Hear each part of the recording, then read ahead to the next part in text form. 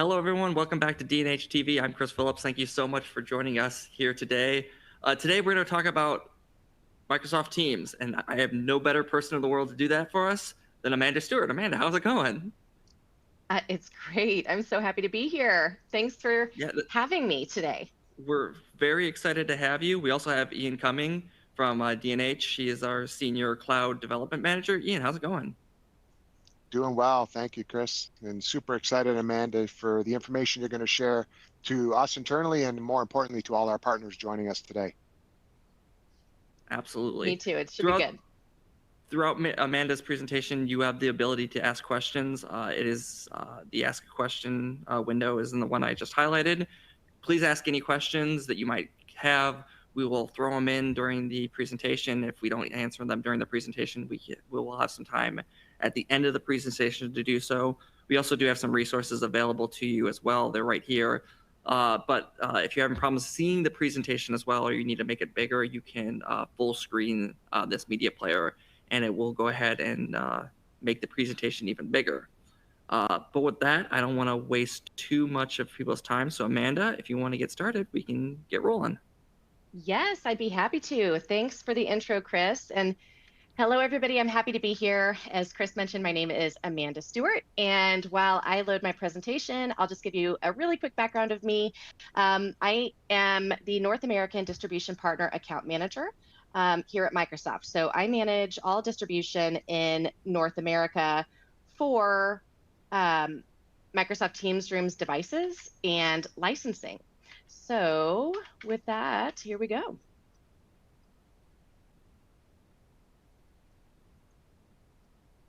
So thanks again to the D&H team for having me today. It's a really exciting time at Microsoft, everyone. And I don't know how many Microsoft people or if you follow Microsoft organization on LinkedIn, but it has been very exciting and very busy at Microsoft. We have announced 24 new solutions based on AI in the last 2 months. So even Microsoft employees are having a difficult time keeping up with all of the excitement and all of the amazing announcements. So this is a really good time for us to come together and review a few things. So that's what I plan to do today. There are two sections of my presentation. The first one is going to cover hybrid work trends, meaning what are the trends we're seeing in the marketplace around hybrid work and modern work? How, based on the trends that we're seeing, how does Microsoft recommend that our customers make hybrid work better? And then a brand new equation based on data that we're getting back from our AI around productivity and engagement, and then some quick tips on leading the customer conversation. And then we'll jump into a section more specifically around Microsoft Teams Rooms, the exciting Cisco partnership announcement, and we'll wrap up with some resources that we can share with you and some Q&A. So here we go. I am a data-driven person. I really like to study and analyze market data, analytics, metrics, et cetera, because it allows me to understand the opportunity better so that I can build a more effective and strategic business plan and help my partners do the same. So I start with what we know for sure. And that's what this page is. These are facts that we know for sure. Less than 8% of rooms worldwide are video enabled. 53% of organizations in the marketplace have standardized on Microsoft Teams. That means that over half of the customers that you're talking to have standardized on Microsoft Teams.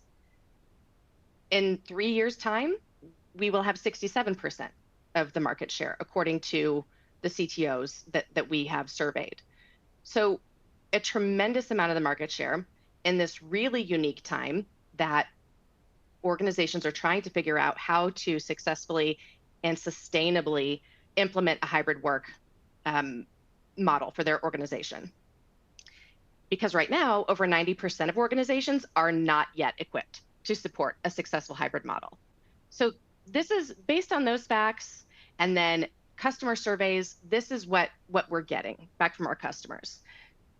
How do we hold inclusive meetings when 50% of our team is remote.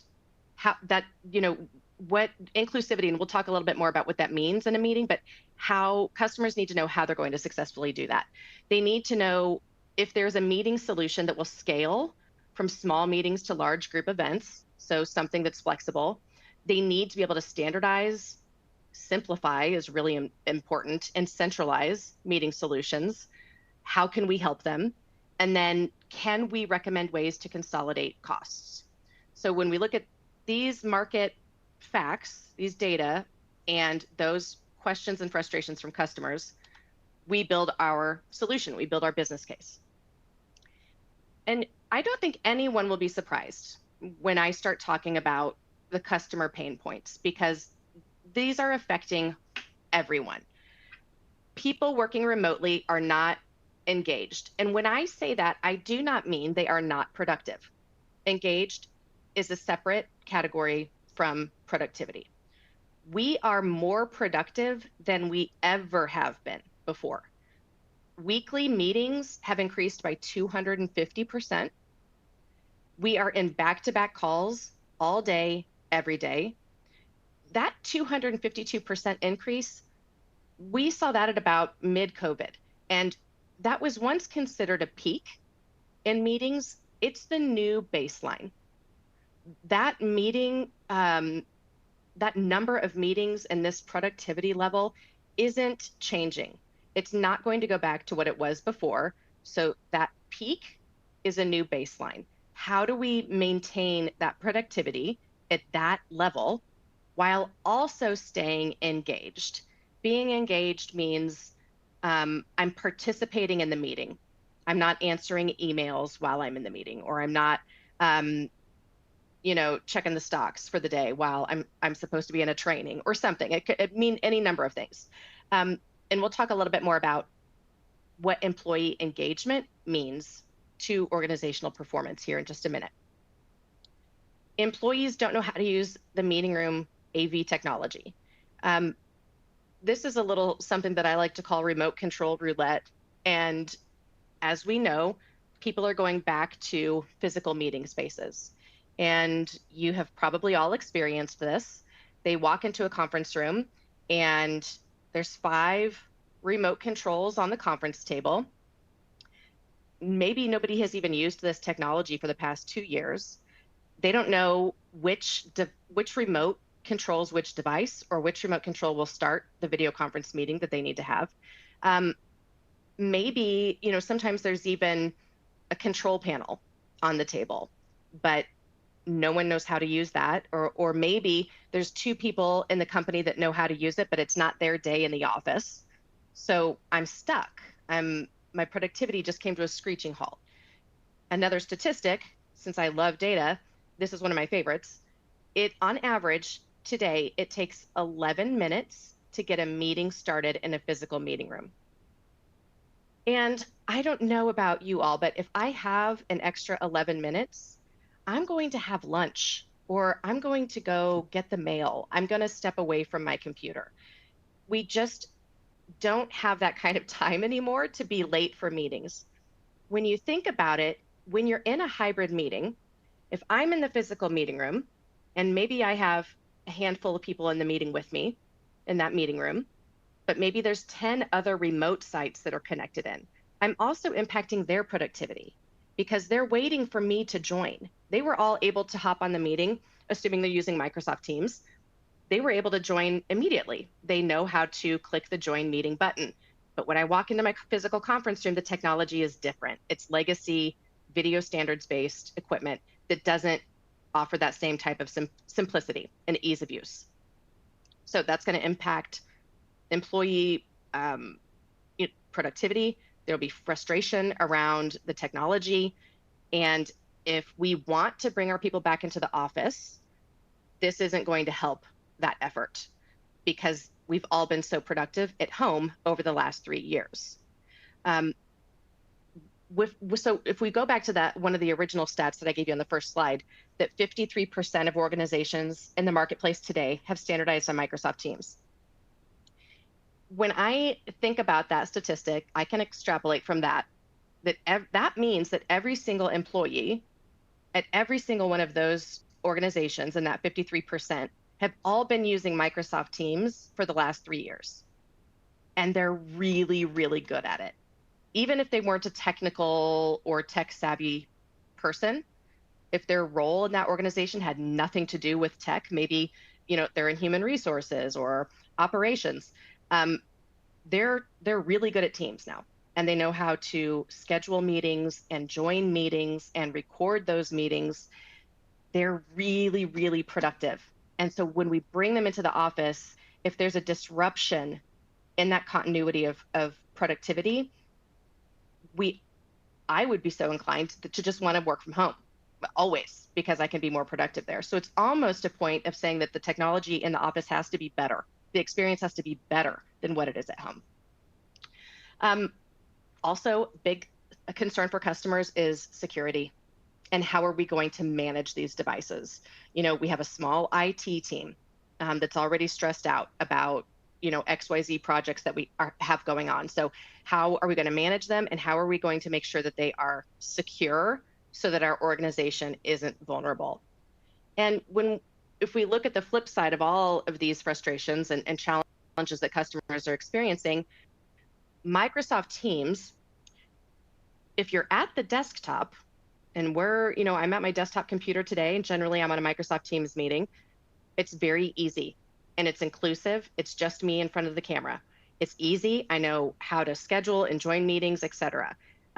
It's flexible because I can use it on my mobile device, my Android or my iOS device. I can use it on my PC, and it's out of the box, highly secure and easily managed.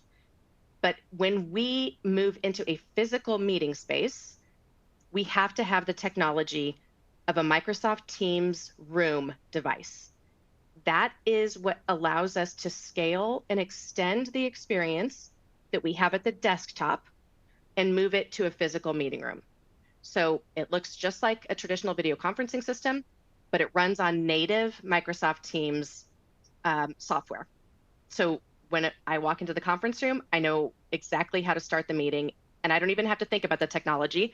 I can just think about the content of my meeting, which is really important because there is a brand new performance equation in the age of AI. And side note here on this slide, I'll recommend to everybody that you do a Bing search for Microsoft Work Lab, one word, Work Lab. That is where this article is from, the new performance equation in the age of AI. There are so many amazing resources and articles and podcasts and blogs, et cetera, around work trends and hybrid work. I love it because there's a lot of points of data and a lot of resources that I can go to reference that data. So I encourage you to check that out. What we see is that the new performance equation, meaning what do I have to have in my employees to ensure successful business outcomes, is you have to have both productivity and engagement. If it's just one or the other, you won't have high performance. So if you think it makes a lot of sense. If you have a team or even an individual that's highly productive, maybe working from home and hammering out projects every day on time, never misses a deadline, but they're not engaged with your organization. They don't have a meaningful relationship with anyone in the organization, leadership or otherwise. They're not aligned to the organization's mission. That productive employee will just go be productive at another organization, right? So they're not a part of the company's greater success over long term. And right now, it's critical that we retain our talent, especially our productive talent. So on the flip side, if you have a team or an individual that's really engaged and they're really optimistic and they love their job and all of their best friends are on their team and they love their boss, but they're not productive, that clearly won't turn to output of successful performance. So you have to have both productivity times engagement to get performance. We found through this this research that we did, the article on the last screen that I referenced at the Microsoft Work Lab is actually a summation of Microsoft's 2022 Work Trend Index report. That report is a summary of data from a survey of over 30,000 people in over 30 countries in every different type of role and job function in every different type of industry. They were surveyed about their work trends, what's working, what's not, what are you concerned about, what are the blockers that are preventing you from being successful, et cetera.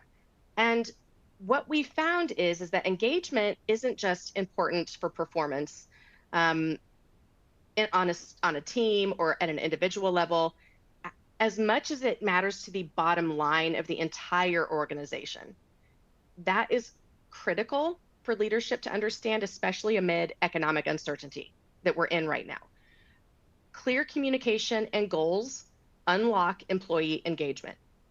And to sustain engagement, we need to build a feedback wheel where we're listening to the input from our employees and we're giving them feedback to how we are addressing the feedback and making changes based on the feedback that they're giving to us.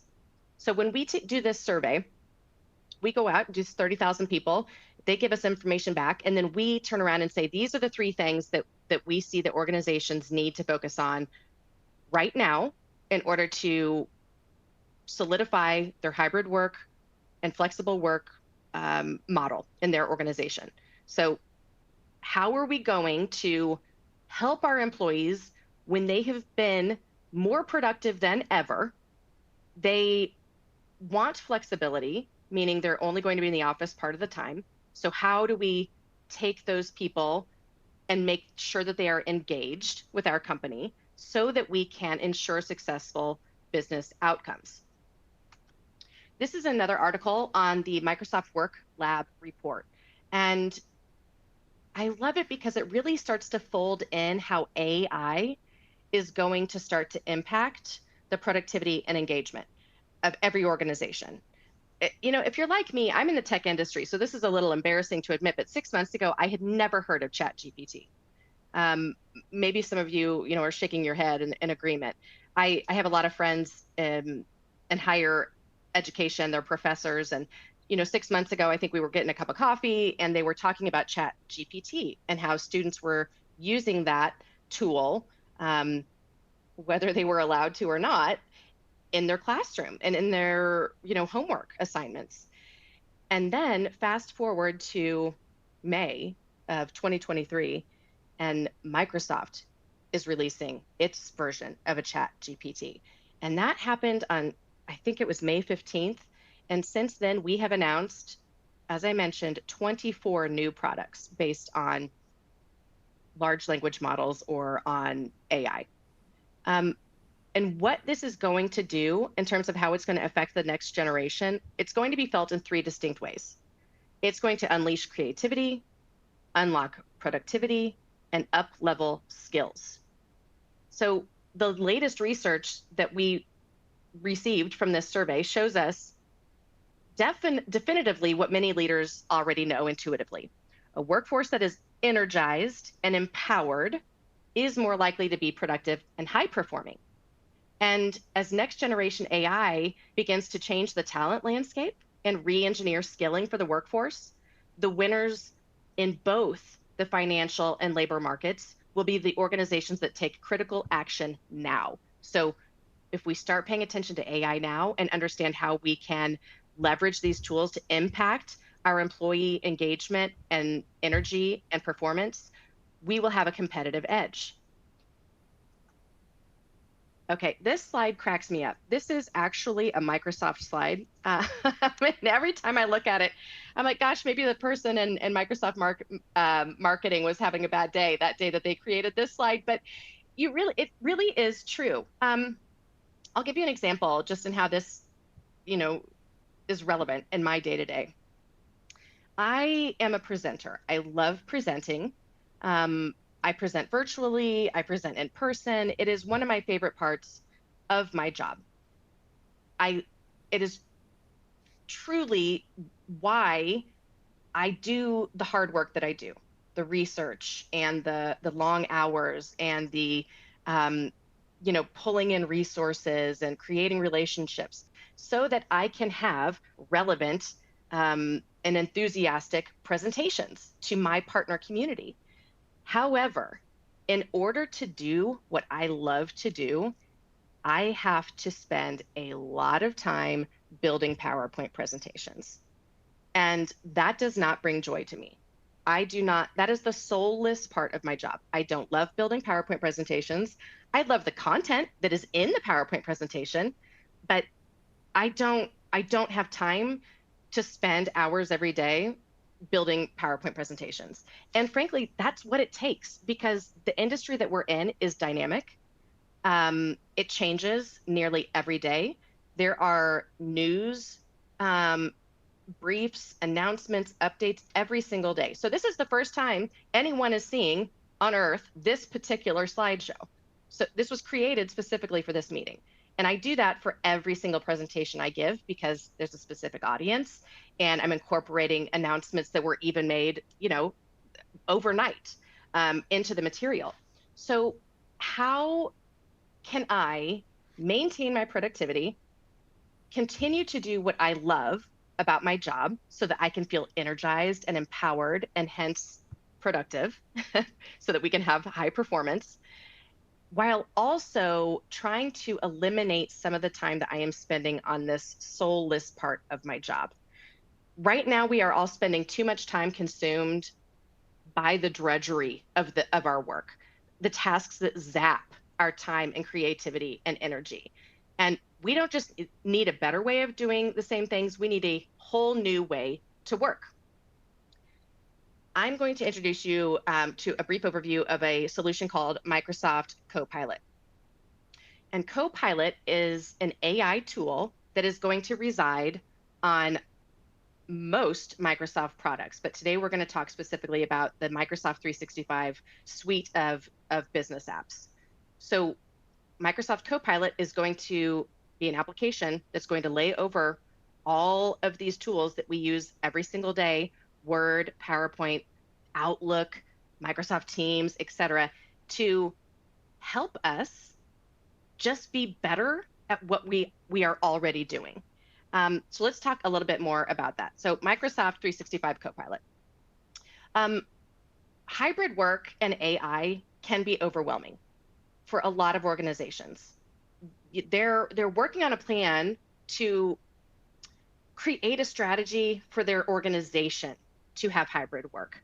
That means scheduling and logistics and how much office space do they need, and are there human resource policies that we need to create. In parallel to that, they're trying to make technology decisions. How do we need to upgrade the technology in our physical meeting rooms and at the desktop and in our shared spaces to make sure that our employees want to come into work, that they're going to be able to be productive when they get here. And then AI is totally overwhelming. I know so many people that still have not even gone onto a Chat GPT portal to ask for, help with anything. So it could be anything from last week. Our family is taking a family vacation at the end of the summer, and I asked Bing Chat to create an itinerary for a family reunion in the Smoky Mountains. Every day I post on LinkedIn and I hop on Bing Chat and I tell it what I want to post and I drop the content that I plan to post in there just so that it can vet, hey, yes, this is an articulate message, or it may suggest changing something up. So there are so many people that are not using that tool at all. And to that end, the more and more products that are announced, it can be truly overwhelming because we haven't even looked at step one sometimes, right? So here's how we can summarize the capabilities in this way so that we can help guide our customers. Copilot is going to be embedded in your apps. Like I mentioned, Word, Excel, PowerPoint, Outlook, Teams meetings, Teams chat, and more. It's going to make you better at what you're already good at, and it lets you master what you haven't yet learned. So the average person, for example, uses only a handful of commands in PowerPoint, such as, animate a slide or insert a table. The reality is that there are thousands of commands available across Microsoft 365 to make that PowerPoint presentation more dynamic, more so that you could finish creating it in a shorter amount of time. So they just don't know what those tools are. And we don't have time to learn. I go in every day and I'm like, okay, I have 3 presentations today. I got to create 3 presentations. I don't have time to go in and research. Okay, is there a way that I can make this slide better and do it faster? I'm just going to go with what I know. But now that all the rich functionality of these tools is unlocked just by using natural language through AI, it's going to fundamentally change how people work, how they work with AI, and how AI works with people. So I'll give you a couple of examples here. Copilot in Teams. This is relevant because if we're going to talk about Microsoft Teams rooms, the devices, the hardware that goes into physical meeting rooms to allow us to have the Teams meeting experience in those physical spaces, then AI in Teams is going to be important to that conversation. Let me just paint a picture for you of how fantastic these tools are really going to be and how much of an impact they're going to have on your day-to-day. Copilot in Teams will always be in your meeting. So if you always wanted a personal assistant to be in every meeting for you, taking all of your meeting notes, you will have one now. And they'll never ask for a day off, and they'll be on time to every single meeting. And it's going to be your new best friend, Copilot. And it is going to summarize the meeting data for you and for everyone else in the meeting. If you come to a meeting late, it will recap what you've missed. At the end of the meeting, it's going to summarize all the pieces of data from that meeting. It's going to know who attended the meeting, who was supposed to attend the meeting but missed it. It's going to look at the complete transcription of that meeting. It's going to look at the chat thread and the questions that were asked, et cetera. And then it's going to turn that data into information. And it will even suggest what your next action items should be in that project. And it will say the next time that the 5 people in this meeting are available to meet to discuss the next action items is next Tuesday at 3. That alone is going to save so much time. We talk about the soulless part of our jobs. How many times a day are we all sitting around trying to find a window of time on a calendar that 5 people in an organization are able to meet at the same time? We don't have to do that anymore because Copilot is going to do it for you. When it looks at the summary of the transcription and the questions and information that was exchanged in the chat, it's going to it could create a table of pros and cons for whatever the topic is. It will say, this is where we were aligned, and these are the points where we disagreed. And guess what? I've thought about it, and I see these 3 potential risks that you may want to determine how to mitigate ahead of time. It will say, these are your next 3 steps that you should take in this project. And then, like magic, you can tell it to create a customer proposal based on that information. You could say, Copilot, I have to present the project details from this call to leadership tomorrow. Put together a leadership prospectus for me so that I can present it, and it will do that for you. You could say, Copilot, based on these last 3 meetings, or every single action that I've taken on my computer that had anything to do with Project XYZ, consolidate that information and create a PowerPoint presentation for me so that I can share it as a best practice with the rest of my team. And to know that in a very short order, I won't have to create PowerPoint presentations every time I am honored to have the privilege to speak to a group of people. That alone is, it's a game changer. It will fundamentally change the way that I can go about doing my job and being successful at my job. Okay, so that was just a teaser because there are so many things happening around AI at Microsoft, but I wanted to give you a little bit of a taste of what's coming. Um, I have an AI toolkit that I created that we can certainly share as a resource so that you can see links to the 24 solutions that we've announced and what are they and where can you go to a video on YouTube to see what they do. So we'll follow up with that. But now I want to move on to section 2. The second half of this presentation is going to be more focused on specific teams, rooms, devices. How do they impact the challenges that customers are seeing that we talked about in the first section? We're going to highlight some big topics around Cisco and Microsoft partnerships, and then we'll talk about Teams, rooms, licensing as well. Okay, I start this section with a little anecdote, and you guys are probably going to all be familiar with this experience also. Hybrid work is not new. Remote work is not new. I've been working from home for about 20 years, but if I go back in time 20 years ago, I worked for a small distribution partner here in the Midwest, and I had worked in the office my entire career. That meant that I never had to wonder if the internet was working, and if it wasn't working, what I needed to do to fix it. I never had to wonder if the printer had paper in it. I never had to worry that my devices weren't charging at my desktop overnight. If I needed some assistance, I knew that the person that could help me was just 3 cubicles down the aisle, and I could go, talk to bounce ideas off that person. And then I went to work for a manufacturer, and they sent me a laptop and an Ethernet cable, and I was working in a spare room over my garage, which is pretty indicative of what we all experienced, 3 years ago. So when I was in the office, I had every advantage. If we had training or a presentation or a meeting, I could walk into the conference room and have the exact same experience as everyone else that was around that table or in that classroom was having.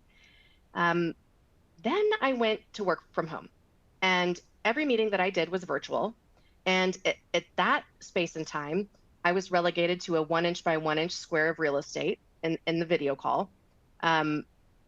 Most everybody else was in a physical meeting room. I was the anomaly to be a remote worker from home over video.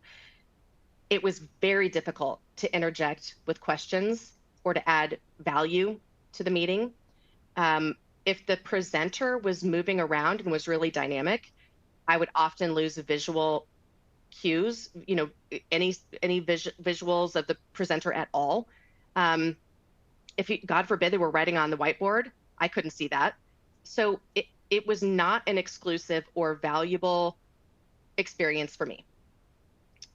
And then we fast forward to 2023, the exact opposite is happening. Every single person working from home now has the advantage, and it's all due to technology like Microsoft Teams, where we are all able to collaborate. We are all having the exact same experience on the exact same platform. We can chat, we can schedule meetings, we can join those meetings. And it's very easy and very fast to do. And then when we go back into the office, we're going to have to play, another round of remote control roulette, trying to figure out how to get my devices to start in a physical meeting room. And if we know that hybrid work is for sure it's sticking. Like, the question is no longer, is hybrid work coming, right? The question is like, okay, well, how do I get ready for hybrid work? Because it's here. So moving forward, now that we've done a complete 180 in who has the advantage in a meeting environment, how do we help all of these participants gain equal footing and feel as though they can be engaged and add value and be productive in the meetings that they have?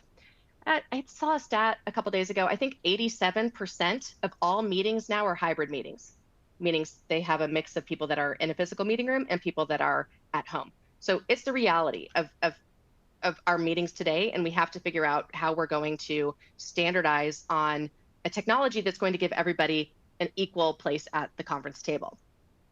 So enter Microsoft Teams rooms. We all know the Microsoft Teams rooms desktop experience. What is a Microsoft Teams room?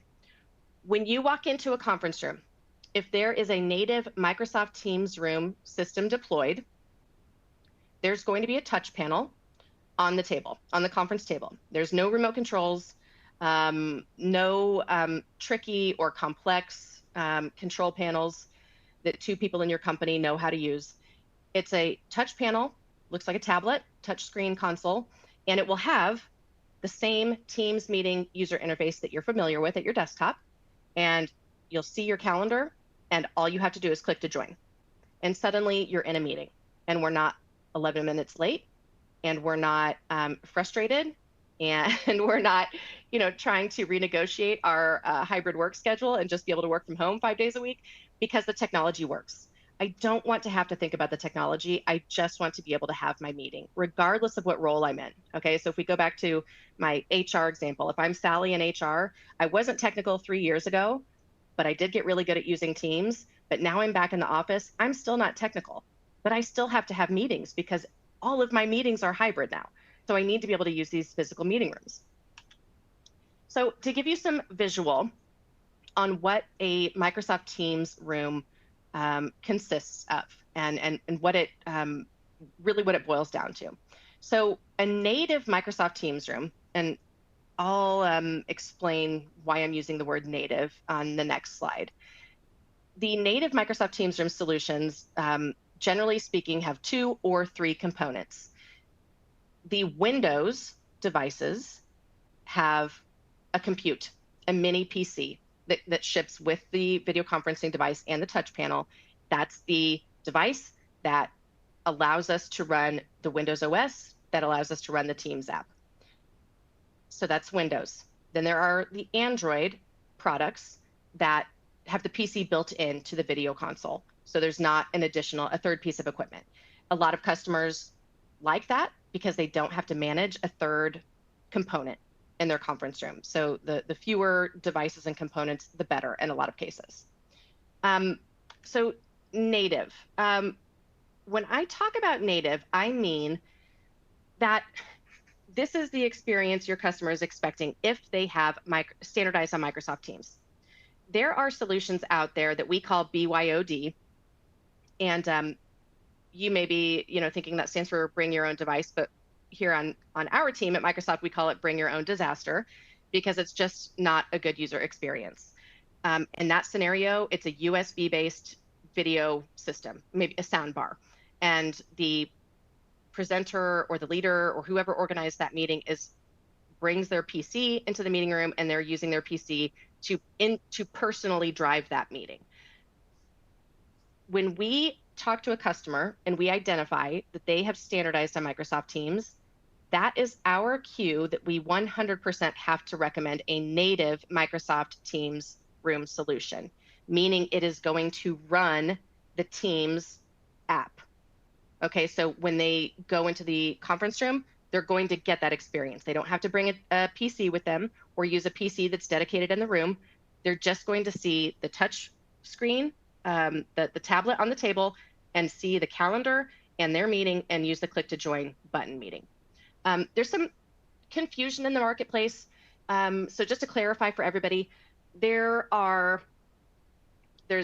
native Teams devices and then there's certified Teams devices. I try to say this in a way that creates less confusion. All native Teams rooms solutions are Teams certified, but not all Teams certified devices are native Microsoft Teams rooms. So the headset that I'm wearing right now is a certified device for Teams. The phone that's on my desk is certified for Teams. Those are all certified devices. They're not native Microsoft Teams room solutions. And to just continue with that, why native versus BYOD, we've talked a lot about the benefits of Microsoft Teams at the desktop. It's easy, it's inclusive, it's flexible. I can join a Teams meeting regardless of where I'm located or where I'm calling from, and it's innately secure and can be managed through the Teams Admin Center. When we look at a BYOD or a bring your own disaster um, environment, it's less flexible. If the employees are frustrated with the technology or don't understand the AV equipment, we don't generally want them driving the presentations on their own. So we don't want them using their PC in a BYOD solution. It's inflexible and vulnerable. And so many organizations today, especially in the SMB space, are critically, concerned about vulnerability. So that security is a big differentiator. And what's a Teams room look like? So I mentioned there's Windows and there's Android. We have about a dozen device partners now. We don't manufacture any of these devices at Microsoft. At Microsoft, all we do is software and licensing. So we rely on our device partners to manufacture these native certified devices for us, and then we run the Teams application on them. And the latest and the greatest is Cisco. And I think that announcement was made about 6 months ago, and the earth shook a little bit because I don't think we ever thought we would see that or hear that announcement. But we're going to dig into it just a little bit, and it will make a lot of sense, I think, when we get to it. I'm going to go back one slide and talk a little bit more about what you can get in a native experience that you can't in a BYOD experience. I've been selling, well, I've just been at Microsoft for about a little over a year, but prior to that, I sold hardware for 20 years. And when you have, well, I will say 10 years ago, when I was working at the hardware manufacturer, we had these immersive telepresence solutions. And everyone that worked at that organization wanted to sell an immersive telepresence system because it retired quota with one sell, right? There were millions of dollars. I worked in the public sector. There's never any budget there, so I never sold one. But what Teams native solutions do today is they give you that immersive experience for way less than $5 million. So for the price of a Teams room solution, a video conferencing solution, which, entry-level systems are less than $3,000, you can have an immersive experience. So the immersive experience means when I sit at the conference table, if I'm in a physical meeting room, if I look at the monitor in front of me where the Teams call is being hosted or displayed, all of the people are going to be in the same amount of real estate, and they're all going to be lined up at the bottom of the monitor. So it looks and feels as though they're sitting across the table from me. And they are going to have the capability to leverage spatial audio and camera technology. So if I'm looking across the table and I hear that an individual on the far end is talking, I know that it's Mary because the sound is coming from Mary on the screen. Or I know that it's Joe speaking because I can tell that the voice is coming from Joe.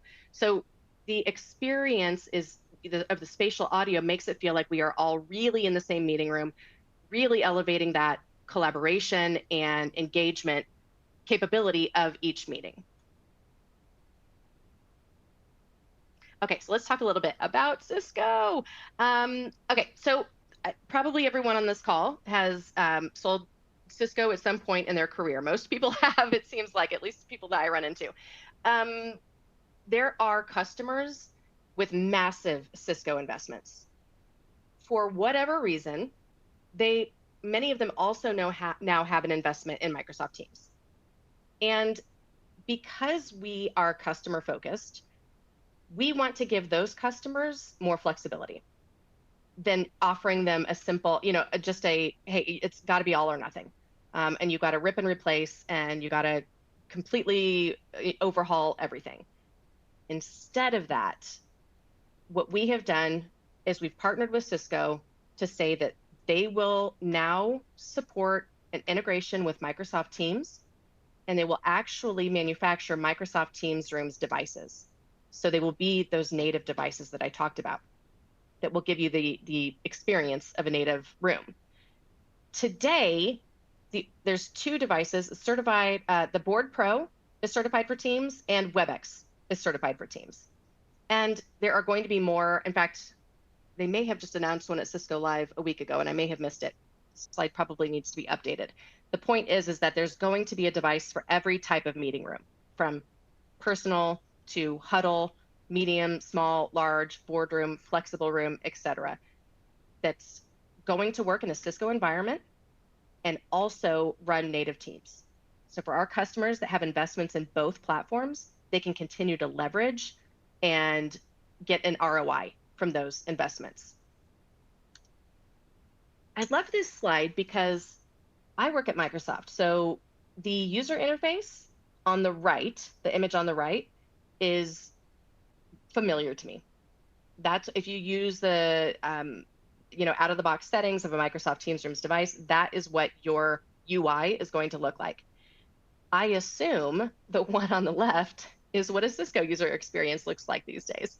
I haven't seen one live in a long time, but what this shows you is that there's 2 ways that customers can do this. They can either have a Room OS experience where they've got a Cisco device that can connect to a Microsoft Teams or a Google or a Zoom meeting through interoperability, or they can have what looks like a native Teams experience, but it also includes native WebEx meetings and events. So it's a true integration of Teams and WebEx calendaring to allow those customers to, based on whatever platform their user base has adopted, they can go with that model. They can use that same method so that they don't have to retrain all of their people. They can continue to use what they have already adopted. And I think that is striking because so many customers have, as I said, massive investments in both of these platforms, and now they're going to be able to use both at the same time. We'll share this slide after the presentation, but we'll share the whole deck, but this slide in particular I love because Cisco has helped us and our partners create these 4 paths of understanding the customer and understanding which direction we should steer them. For example, if the customer is all in with WebEx, they are considered a growing Cisco device customer. The intention is not to flip that. They can stay a Cisco device partner. So we would go with a Room OS recommendation and the roadmap on enhanced WebEx meeting UI, and they would continue to transition to the cloud. And then we go to this customer in the next column where they've got a mix of all of these. And then we go through what the recommendation would be for that customer, so on and so forth. And I think that this is really helpful because traditionally, at least at the manufacturer level, you are really only familiar with one. Like I really am only familiar with Microsoft Teams. I'm very rarely in a WebEx call or rarely am I in a meeting room with WebEx devices. So this slide in particular is very helpful to make sure that I'm steering customers the right way. Okay, we're going to touch on licensing pretty quickly because there has been a change. And then I'm going to wrap up because I think we've got about 10 minutes left and I want to have time for Q&A. Microsoft Teams Rooms licensing. There's devices and there's licensing. One cannot work without the other. If you purchase a Microsoft Teams Rooms device, if you sell a device, that device will have to have a Microsoft Teams Room license running on it. Prior to September 1st of last year, there were 2 options, standard and premium. There was cost associated with both of them. We found that that was cost prohibitive for a lot of customers and that there is a massive opportunity in SMB. Those customers aren't going to have a huge number of devices in their environment, and that $15 a month reoccurring cost was preventing us from being able to integrate with those customers' environments. So on September 1st, we moved to the 2 new options. There's Basic and Pro. Basic is free. So it's a great demo tool. It's a great tool for those small and medium customers who don't have the additional budget to invest in the Pro. The Basic license maxes out at 25 devices. So if they're going to have more than 25 Microsoft Teams Rooms devices, we need to urge them to go with Pro. It gives you the basic out-of-the-box functionality. You can join a call, you can share content, you can leverage the whiteboarding capability, and there's some basic out-of-the-box security and management functionality. Pro is all of that, and it's optimized for the hybrid meetings. So you're going to get that immersive functionality that I talked about. You're going to get massive scale with security and management capabilities, reporting, analytics, usage, device health reporting, and there's no limit to the amount of devices that you can have on the Pro license. And we reduced the price on that license as well. It's $40 a month per device per month. And I wanted to break that down into an easy to use slide. So if you access this later, you can reference this and know which license does what. There's also some questions, conversation starters at the end of the presentation. There's more where that came from. So if you're interested in seeing a talk track or a conversation or overcoming objection guide for yourself or for your teams, please let me know. That's something that I've created and is available. And then these links will be live in the presentation that we send you as well. The one call out that I will make is that I highly encourage everyone on this call, anyone that has interest in building a Teams room practice or bringing Teams rooms into the line card that you want to offer your customers, go in and earn your sales professional badge. That's this link right here. There's 4 training videos. They are very valuable training videos. They give you a lot of insight on market trends, really help you understand how to drive the customer conversation. And when you take the test and pass, you can show your badge off on your email signature and on your LinkedIn, and we can all celebrate you. So I would encourage you to do that. It's not altogether that time consuming. There is a technical badge as well. This one is a little bit more time consuming. If you have people that are interested in that, let me know. I can guide them through it. But the sales professional badge, I think, everybody's kind of slowing down after July 1. We'll get past this end of quarter, end of year.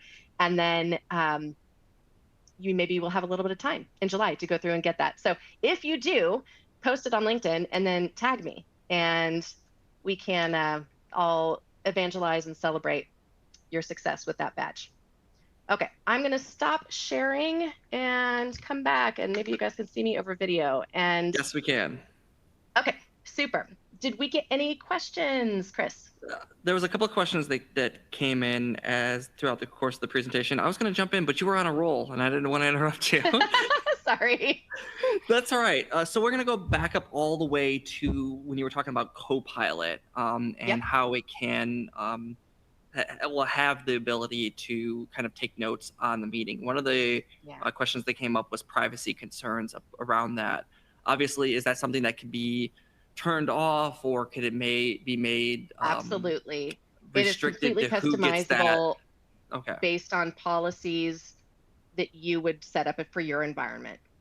Okay. Yeah, because we understand that is a critical concern, and that we don't want a digital trace of every single meeting that we have, right? So it's something that you would build out custom for what is suitable for your organization.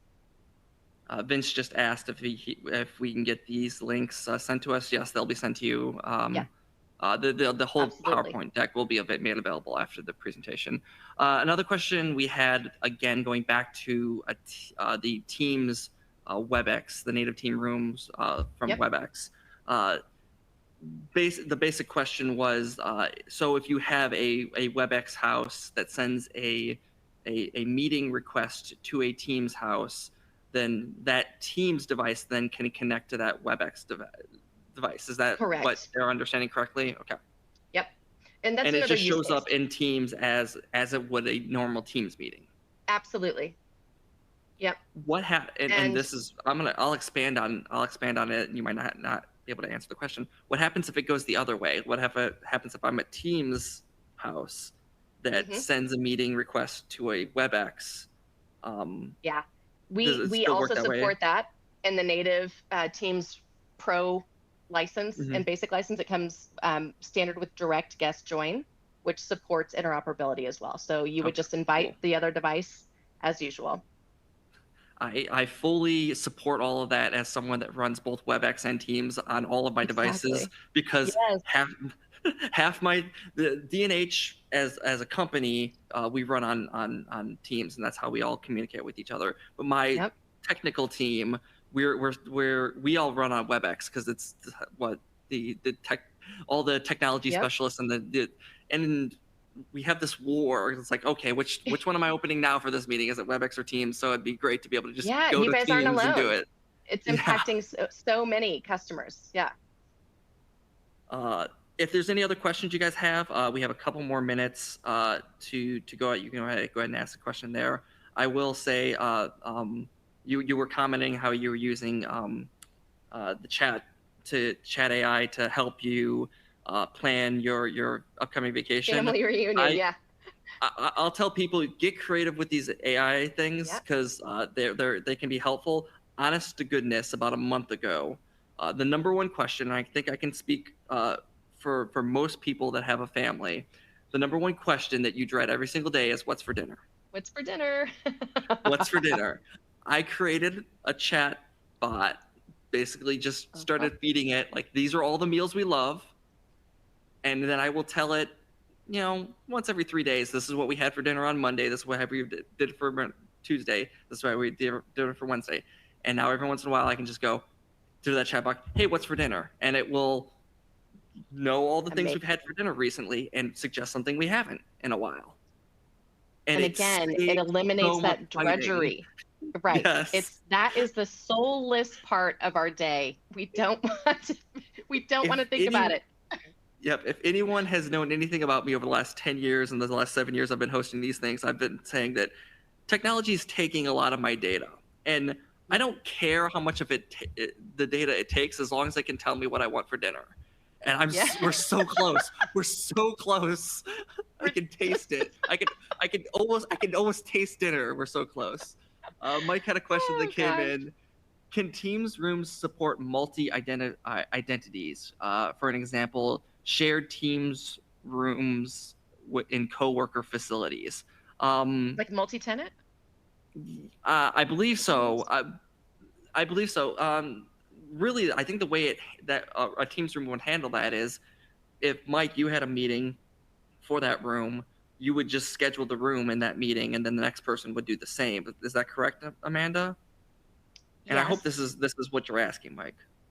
And there are scheduling panels also. There's a shared room device license that can run on a scheduling panel that is dynamic. So you could go into the room, look at the scheduling panel, reserve the room, book the room for later, so you can see when the room is available. Cool. But they do support multi-tenancy too, in case that's what you're asking. Cool. Ian, we haven't talked to you in a while. Ian, what's your favorite way to use Chat AI? As we stall for more questions. I'm one of the ones who haven't used it yet. Oh, come on. But that being said, my wife has become quite the expert in it. She'll be doing websites and marketing collateral and everything, and using that as her assistant. So that's awesome. But I would just like to say, Amanda, thanks so much. There's a lot of key information you shared here today. I think one foremost, the Microsoft Work Lab. I really love that productivity times engagement equals performance. And I think that's something we see through our organizations. We have examples of both and how to bring those together. A lot of what's happening on the co-pilot space, I think that's going to be instrumental for all of us moving forward. And then obviously the partnership with Cisco and Teams, right? You're addressing the new and emerging, and with Cisco, making sure, as you said, they make use of all that. So super exciting, all the information you've shared today. And the last point I want to make is just for everybody on the call, and I know we'll be sharing out this information, but any questions, any follow-up on any of this, you can come directly to our team here at D&H, Cloud Solutions CA at dnh.com. So we have a team of individuals that will monitor that, and we'll kind of use that as the catch-all for any of the questions and follow-up that you have from today. But Chris, Amanda, back to you. Yeah, excellent. And thank you again, Amanda, so much for your time. We're going to wrap up here because we're out of time. But Amanda, I will echo what Ian just said. It's been fantastic having you here today. That was a tremendous presentation. Hopefully, all of you that are on here live, they got something out of it. If you're watching on demand, as Ian said, you have any questions, reach out to him and his team, Cloud Solutions CA at dnh.com. We will have additional webcasts coming up next week. If you want to get more information on that, head on over to dnh.com /solutions lab. I believe it might be a US only. So don't hold me too tight to that, but keep your eyes on that page, because we have a number of different broadcasts that are coming up over the course of the next couple of weeks. So look forward to seeing you then. Thank Look you, forward Chris to and seeing Ian, you so then. But much thank you for the guys. platform. No problem. Thank Thanks you. everyone We'll for see you joining. Have a great day. We'll see you Bye. guys later. See ya. Take care.